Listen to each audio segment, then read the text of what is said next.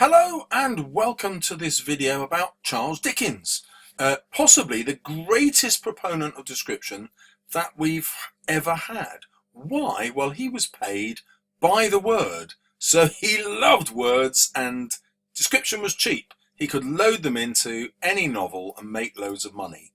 Here are the 7 things that I'm going to teach you. These are the things that Dickens mastered brilliantly. And he will teach you, just as he's taught me, how to write the best descriptions. You will discover what makes one verb better than another. How do you use these pretend sentences, curtailed sentences, the amazing power of the list. How do you load up your sentences with more than one technique, especially alliteration, without making it sound like some kind of child's nursery rhyme. Why personification and metaphor beat the simile every day of the week, how to use contrast, and how to go nuts in a hyperbolic way, which I hope you remember means over-exaggerated, how to go nuts with repetition. Are you ready? Let's take a look at the master. London. Michaelmas term lately over and the Lord Chancellor sitting in Lincoln's Inn Hall. Implacable November weather. As much mud in the streets as if the waters had but newly retired from the face of the earth, and it would not be wonderful to meet a megalosaurus, 40 feet long or so, waddling like an elephantine lizard up Holborn Hill, smoke lowering down from chimney pots, making a soft black drizzle, with flakes of soot in it as big as full-grown snowflakes, gone into mourning, one might imagine, for the death of the sun. So here we have 2 curtailed sentences. These are sentences without a verb. And the effect is to unsettle us. And why does he want to do that? Well, because the portrait of London that he's going to give us is unsettling. You should also notice that the weather has been given a human emotion here. Implacable actually means emotionless. So we've got personification as well, straight off in the description. Okay, let's check out the use of alliteration here, which is possibly quite subtle. Much mud, meet a megalosaurus, 40 feet. These are words that don't obviously scream out alliteration to you when you hear them. They feel natural, and that's a real skill. Like an elephantine lizard. And notice how he also puts the L in the middle of words as well. And then flakes and full, separated by a few words so it doesn't sound overdone. And then mourning, one might imagine. Again, the M here in the beginning of the word, but not right at the start. And it just gives his writing a real rhythm. Now notice how he's loaded the description up with similes here. As if the waters had but newly retired from the face of the earth, waddling like an elephantine lizard up Holborn Hill, as big as full-grown snowflakes. But he finishes with a metaphor, because metaphor is the god of description. And so he imagines the snowflakes gone into mourning as though there's been a death, and the death has been of the sun. You can see how much fuller a picture that is. It's not just describing darkness, but because the sun's dead, it suggests that the darkness is permanent and light will never return. That's a much more powerful description than what we've had through the similes, although this one is pretty funny, isn't it? I quite like that one, I have to say. Okay, well, as the description continues, I'm not going to repeat going over the same techniques. I hope you'll just spot them as we go. But I want to show you on this screen the power of well-chosen verbs. So look out for them as we go. Dogs indistinguishable in mire, curtailed sentence.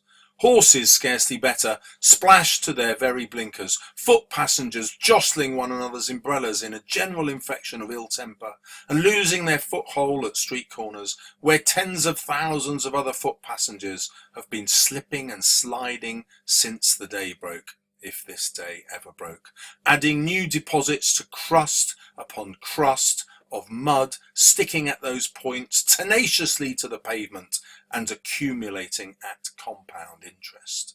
So here are the verbs. Now, not everyone is equally powerful, but let's have a look at what I mean by a powerful verb. The passengers are jostling one another, so we don't just get a sense of movement, but we get a sense of the mood of the passengers. You know, they're frustrated, they're eager to get on. Losing, reasonably neutral sort of verb, but it's associated here with losing their foothold. There's danger, and it also works semantically with losing their temper. So suddenly losing their foothold gives us a sense again of their emotions and possibly the sound of ill temper. Then we have them slipping and sliding since the day broke, and here you should recognize sibilants, and the sibilance here is again sinister, isn't it? And it mimics the sound of sliding. It's got an onomatopoeic effect. So again, he's presenting us with the sound of the scene, not by describing the sounds, but by using alliteration to do it. Then we've got some interesting humour in the repetition here, where the day broke, if the day ever broke. And the irony is he wants to break the day because the day is too dark.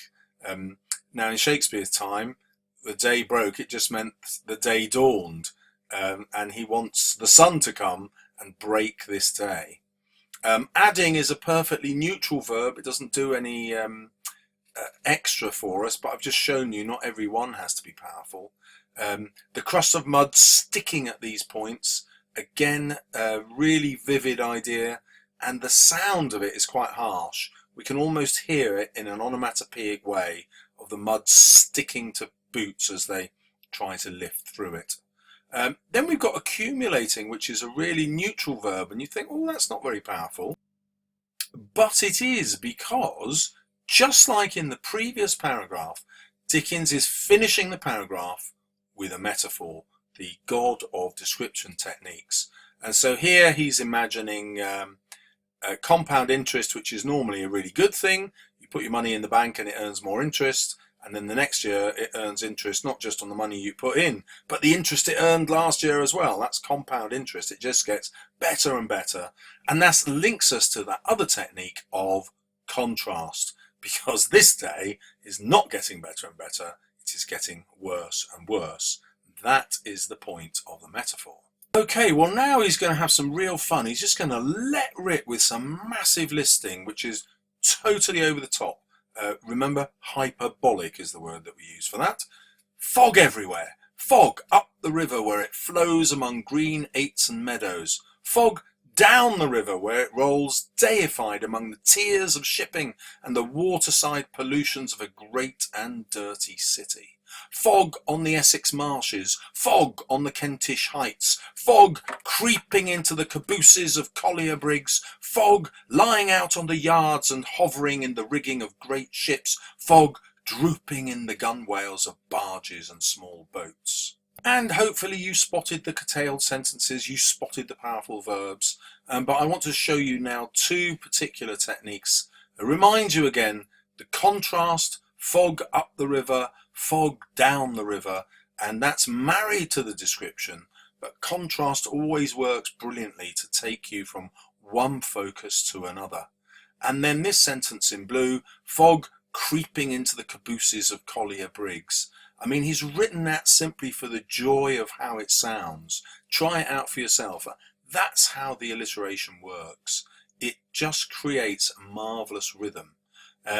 Hopefully you'll remember from your studies of poetry that where you have repetition at the beginning of a sentence or the beginning of a line or the beginning of a clause, it's called anaphora. And that's the kind of anaphora we've got here. Fog everywhere, fog up, fog down, fog creeping, fog on, fog lying, you know, always at the beginning of the clause or the beginning of the sentence. Right, I'm going to finish now and you're just going to test yourself on this paragraph. What do you spot? Fog in the eyes and throats of ancient Greenwich pensioners, wheezing by the firesides of their wards. Fog in the stem and bowl of the afternoon pipe of the rashful skipper, down in his close cabin. Fog cruelly pinching the toes and fingers of his shivering little prentice boy on deck. Chance people on the bridges peeping over the parapets into a nether sky of fog, with fog all round them, as if they were up in a balloon and hanging in the misty clouds. It's good, isn't it? I don't think it's as good as the previous paragraph, which I thought was masterful, but let's go back to that first screen and hopefully you can see the 7 things you need to do to be awesome at description. Good luck, imitate Dickens, and you will be a descriptive star.